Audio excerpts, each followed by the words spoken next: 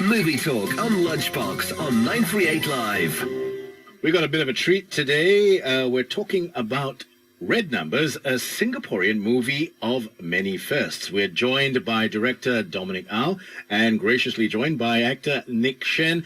Dominic, tell us all about Red Numbers and what this is all about. Red Numbers is really about the 4D lottery, but it takes a very different angle to it. The story is about a boy, a very unlucky guy, who has really only 3 minutes of luck in his life, according to a feng shui master.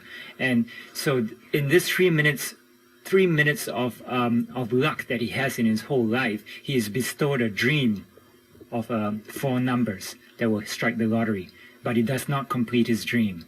So his story is wrapped up with a really greedy Singaporean family, and everyone is a madcap comedy. They're all trying to get the right combination. That's, I suppose it's a very Singaporean thing, this particular kind of lottery, and to get that window of opportunity to make or break opens a whole realm of things. Is that right, Nick? That's right. Although the subject is very typically Singaporean, well, he also brings in other themes like of fate, destiny. Is it luck that's involved in things, or is it hard work? And it also involves other themes like whether you have to really work hard for your luck. Dominic, this is your first feature film. How different was it working from perhaps television series? Well, I've previously worked on a lot of documentaries, so having the opportunity to do a feature drama is completely different. Of course, in the documentary, you really work from being patient and scripting well and trying to piece the things together in the editing room. And feature drama is really about execution and strong writing from the start. And the actors are who's who of the Singapore scene. And also we're joined by Nick Shen. Nick, what is your role in Red Numbers? My role is playing an opera artist, teacher opera actor, and I was actually involved in a third dream, right? Yeah, and in a movie itself, I actually painted my own face. And I think it's cool because these days, the younger generation of Singapore do not appreciate this Chinese opera arts anymore. And I've worked with the producer, Alvin and Shen Liang before, so they know that I like Chinese opera. And I hope that through this movie, the younger generation of Singaporeans can actually appreciate this art more. Yeah. Right. So, Dominic, okay, madcap comedy, Singapore culture, all in this whole polygon. Was it difficult, perhaps dealing with acting talents like Nick and perhaps more established actors? Were there egos come into play? Let me censor things for the radio. Nick's a terrific actor. I'm so privileged to have had to work with some of the best actors, I believe, in Singapore. Thank you. Nick's such a talent. We've also had Hong Hui Fang, Edmund Chan, Chen Shucheng, some of the real veteran actors.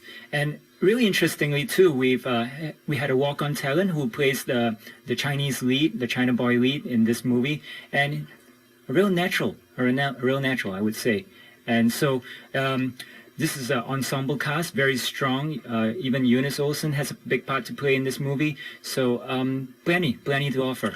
And it's also perhaps a microcosm of what is disappearing in Singapore as we speak. Would you like to share us a little bit more? Yes, I think Singapore is changing really quickly, and then as we all know, the population mix is changing. So I think it's appropriate that we also had someone from a China-born actor and actress in this movie as well. So we also did our best to try and feature a lot of scenes in Singapore. So we have Rochor Center, very beautiful blocks there, Bukit Brown Cemetery, places that are slowly being changed in Singapore. Did you have any reservations at all directing this, your first major full-length movie?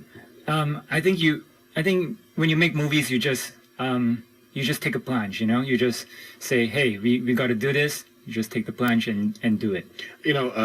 Working with a whole polyglot of people, like we said earlier, egos could come into play.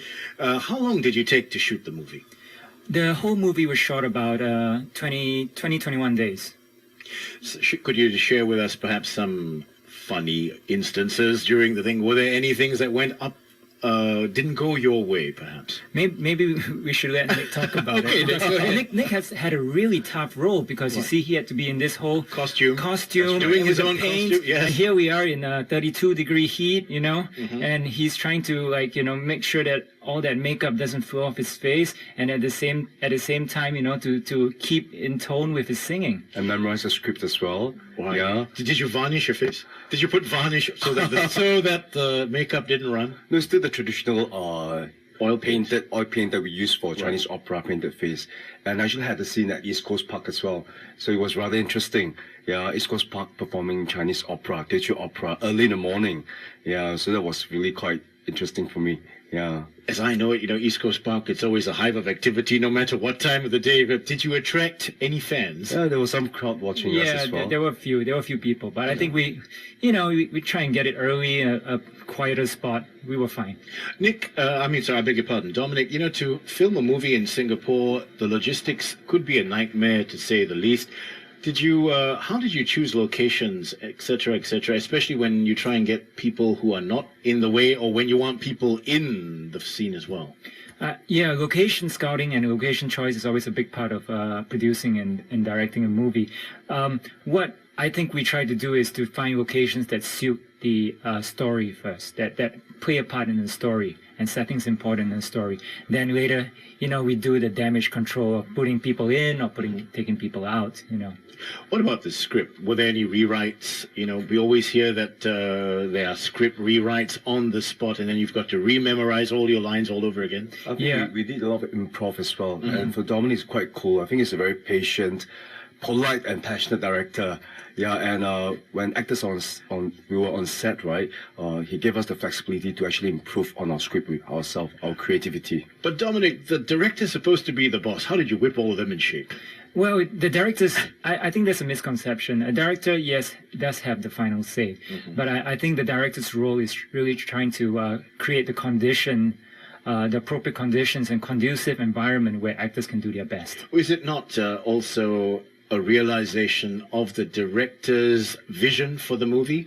Yes, but this vision changes, and this vision can become better. And it's only with collaboration with artists like Nick and our great cast, as well as script changes along the way, that the vision becomes stronger, bolder, riskier. Because the script is just like a skeleton, right? And the actors and directors, all our creativity, and when we come together, and then that actually fills up the entire movie. Yeah. We're talking today on Talking Movies Red Numbers. Cathay Chris Films will be releasing Red Numbers, a Singaporean movie that promises to be like no other. It's on the 22nd of February, if I'm correct. Today? Will it be today? You can watch the movies today. And it will be playing at a movie house near you, or at All Cathay Cinemas? At Cathay Cinemas. At All Cathay Cinemas, we'd like to say thank you to Dominic Ow and Nick Shen. Thank you for gracing our studios today. 938. And lovely to talk about Singapore movies. It's a Singaporean movie of many firsts. Come on, go catch it. It's at Cathay Cinemas, 22nd of February, which is today. And, of course, it's titled Red Numbers. Thanks for listening. This has been Talking Movies. I'm Keith D'Souza. Thank you. 938 Live gets you talking.